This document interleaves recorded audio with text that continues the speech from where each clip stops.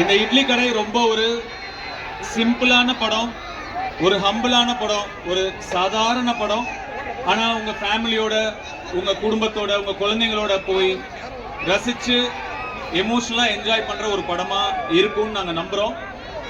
உங்களுக்கு எல்லாம் இந்த படம் கண்டிப்பா பிடிக்கும்னு நாங்க நம்புறோம். அதே மாதிரி படம் ரிலீஸ் ஆனதுக்கு அப்புறம் 9 மணிக்கு படம் 8 மணிக்கே ஒரு சில ரிவ்யூலாம் வரும். அதெல்லாம் நம்பாதீங்க. 9 மணிக்கு படம் ரிலீஸ் ஆனா 12:30 மணிக்கு தான் படம் எப்படி இருக்குன்னே தெரியும். அதுக்கு முன்னாடியே நிறைய விமர்சனங்கள் வரும். அதெல்லாம் நீங்க நம்பாதீங்க. நீங்க படம் பார்த்து முடிவு பண்ணுங்க. இல்ல உங்க நண்பர்கள் பார்த்திருப்பாங்க, அவங்க என்ன சொல்றாங்கன்னு கேட்டு படம் பார்க்கறதா இல்லையான்னு முடிவு பண்ணுங்க. சினிமாக்கு அது இன்னைக்கு ரொம்ப தேவை. சினிமா ஆரோக்கியமா இருக்கணும், நிறைய படங்கள் நல்லபடியா ஓடணும், எல்லார் படமும் ஓடணும், எல்லா தயாரிப்பாளர்களும் நல்லா இருக்கணும். சினிமாவை நம்பி சினிமா மட்டும் இல்லை, இன்னும் நிறைய பேர் இருக்காங்க. நிறைய தொழில் சினிமாவை நம்பி நடக்குது. அதனால எல்லா படங்களும் ஓடுறது ரொம்ப முக்கியம். அது உங்க கையில தான் இருக்கு. அதனால சரியான விமர்சனங்களை பார்த்து நீங்க முடிவு பண்ணுங்க படம் எப்படி இருக்குன்னு. அப்படிங்கிறது என்னுடைய ரெக்வஸ்ட். வட சென்னை வருது கண்ணா அடுத்த வருஷம்.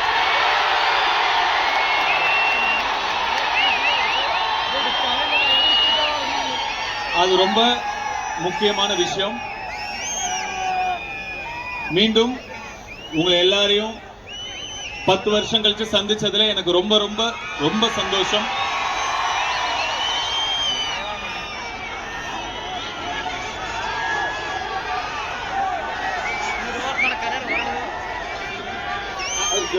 சார், எப்படி கோவை மக்கள் நீங்க வரும்போது பாட்டு பாடி வெல்கம் பண்ணாங்களோ, நீங்க பேசுனீங்க, நாங்க ரசிச்சோம். we're all waiting. ஒரு 2 வரிகள் உங்ககிட்ட இருந்து பாட்டு கேட்கறதுக்காக நம்ம எல்லாருமே வெயிட் பண்ணிருக்கோம் சார்.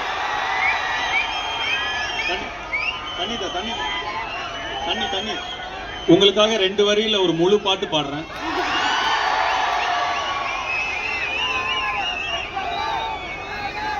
ஸ்வேதா மோகன் வந்திருக்காங்கன்னு சொன்னாங்க, வரீங்களா? இதுக்கு முன்னாடி நாங்க 2 பேரும் ஒரு பாட்டு மேடையில பாடினோம், வா வா தீன்னு ஒரு பாட்டு.